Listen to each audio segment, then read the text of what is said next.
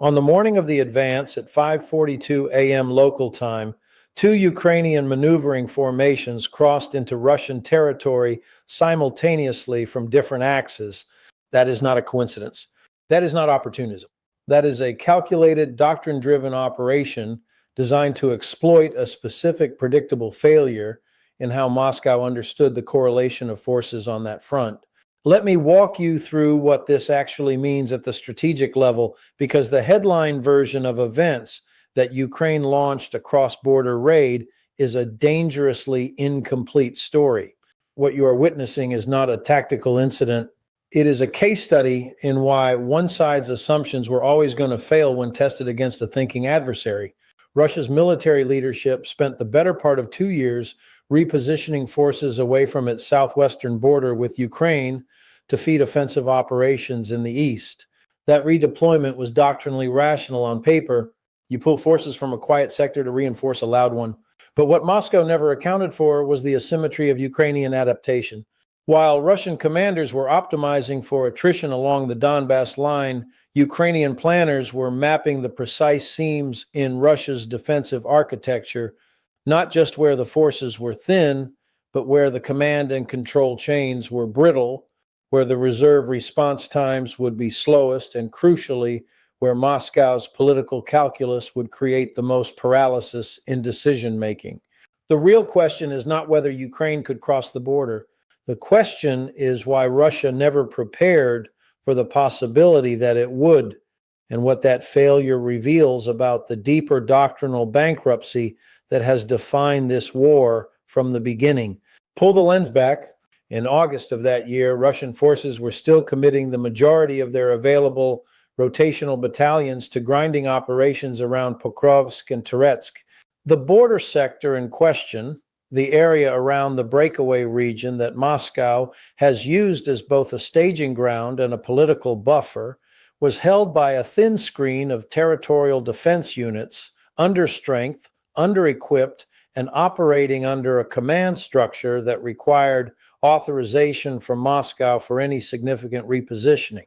That authorization would never come fast enough. That was not a surprise to Ukrainian planners. That was the target. And it gets even more serious from here, because the operation was not designed to hold territory. That distinction matters enormously. This was a shaping operation, a deliberate effort to force Russia into a series of costly decisions that would compound in their consequences over weeks, not hours. The cross-border advance was the trigger. The follow-on effects were the weapon. And the Breakaway region's entire strategic purpose, to give Moscow a buffer zone it could point to as proof that its invasion had secured something of value, that purpose was about to become a liability. Here is what the mainstream framing gets wrong.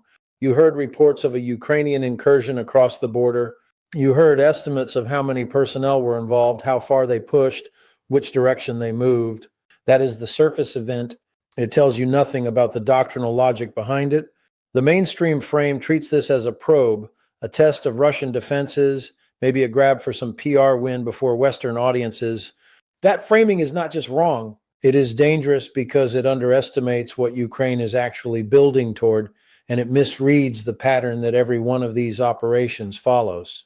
Let me walk you through what actually happened, and more importantly, why it matters. At 5:42 a.m., as I said, two separate Ukrainian units crossed into the border region simultaneously. One came from the north, pushing south along a corridor that had been registered by Russian intelligence for weeks, but was classified as low threat based on terrain assessment, dense forest, limited road networks, difficult to sustain a Ho Chin operation over distance.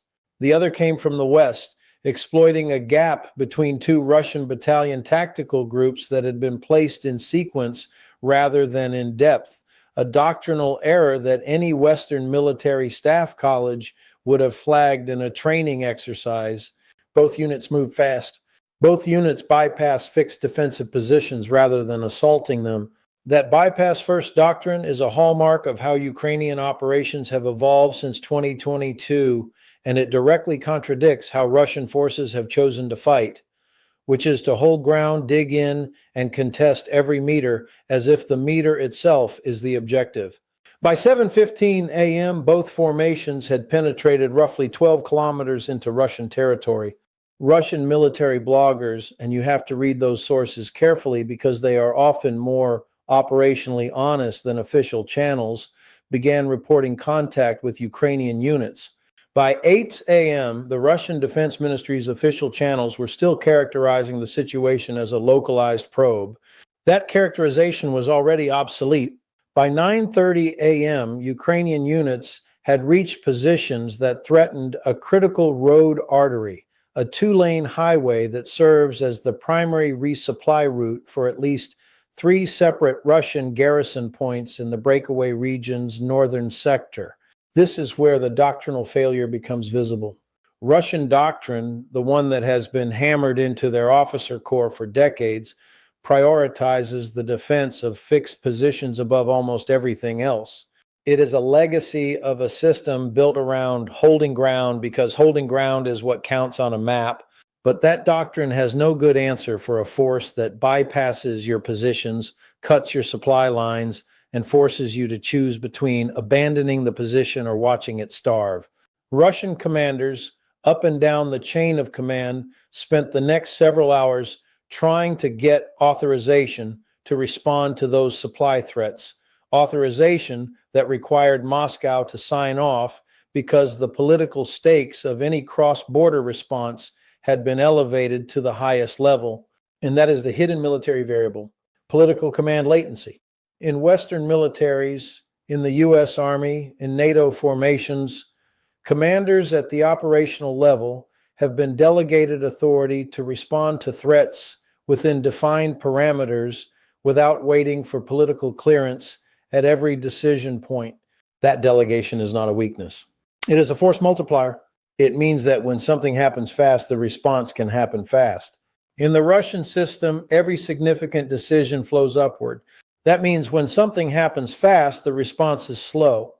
And in this case, by the time authorization was given to reposition forces to relieve the supply pressure, Ukrainian units had already completed the shaping work.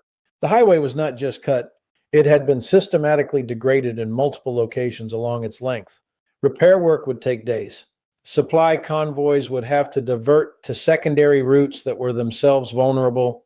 What happens next changes everything, because while Russian forces were scrambling to respond to the highway interdiction, Ukrainian units were already posturing for the next phase. And I want you to understand the sequencing here because it reveals a level of operational planning that goes far beyond what a simple raid would require. The Breakaway region's entire economic structure is built around a handful of critical nodes: industrial facilities, transportation hubs, administrative centers. One of those nodes became the subject of Ukrainian interest, not because of its inherent military value, but because of what its compromise would do to the political narrative Moscow has built around the region. You need to understand that for Moscow, this breakaway territory is not just a military buffer. It is proof of concept. It is the thing that Russian state media points to and says, this is what our special military operation achieved. This is the territory we have secured, the people we have liberated, the future we have guaranteed. If that narrative cracks, even slightly, the entire justification structure for the war becomes harder to defend. And Ukraine knows this. That is why the operation was designed to make the region's vulnerability undeniable, not through propaganda, but through positioning. Ukrainian forces did not need to capture the administrative center to prove it was vulnerable. They only needed to demonstrate that they could reach it if they chose to. The message was not military. It was political, and Moscow understood it immediately, which is why the response shifted from a defensive counter-thrust to a scrambled political management operation within hours. Let me pull the lens back to what this means doctrinally. Russia's entire defensive posture in that region was predicated on the assumption that Ukraine either lacked the capability or the willingness to conduct a simultaneous multi-axis operation across the border. That assumption was built on a reading of Ukrainian intentions that had been consistent for months. Ukraine was fighting a defensive war along the contact line. They were conserving resources for a long attritional struggle. They were not going to risk a major cross-border operation that could provoke a Russian escalation. That reading was not unreasonable based on the information available to Russian planners. The problem is that the reading was based on what Ukraine had done in the past, not on what Ukraine was capable of doing in the future. And that is the doctrinal failure that cost Russia the initiative on this front. Ukraine had been systematically signals that its strategic intent was evolving. Western military analysts who had been tracking Ukrainian training cycles, equipment deliveries, and force rotations had begun noting a shift toward longer-range precision systems, improved coordination capabilities, and a growing emphasis on deep strike operations. Russia either did not see those signals or discounted them as noise. The result was a defensive posture built on outdated assumptions about Ukrainian intentions. When the operation launched, Russia's forces were not just caught unprepared tactically, they were caught unprepared doctrinally. Their entire planning horizon had been wrong. Now, I want to be precise about what this operation was not. It was not a breakthrough. Ukrainian forces did not seize and hold large swaths of Russian territory. The advance was limited in depth and duration. By most metrics, the tactical outcome was mixed. Ukraine demonstrated capability and achieved strategic signaling objectives, but did not permanently alter the map in any significant way. So why does this matter?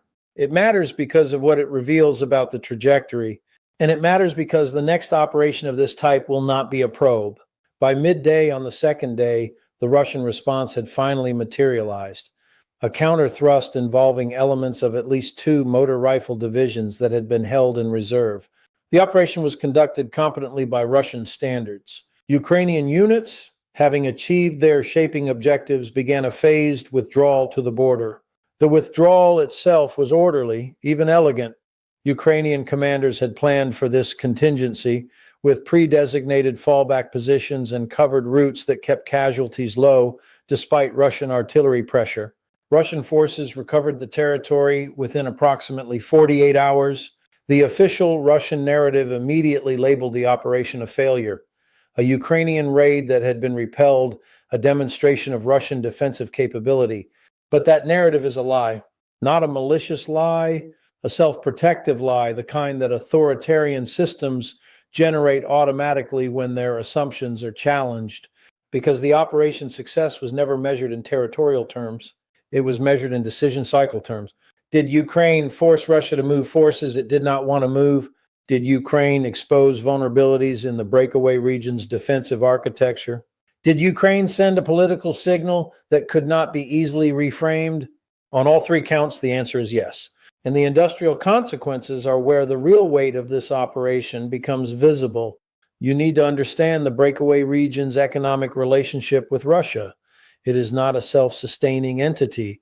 It is a dependent node. The region's industrial output, such as it is, flows primarily to Russian defense supply chains. The region's administrative costs are underwritten by Russian federal transfers. The region's population movement and the people who have remained are there in significant part because Russian state services make life marginally viable. Now consider what happens when that dependency relationship is exposed as fragile. When it becomes clear to the local population, to the regional administrators, to the Russian military commanders on the ground, that the defensive architecture protecting this region can be penetrated by a synchronized Ukrainian operation that changes calculations, not immediately, not dramatically, but systematically.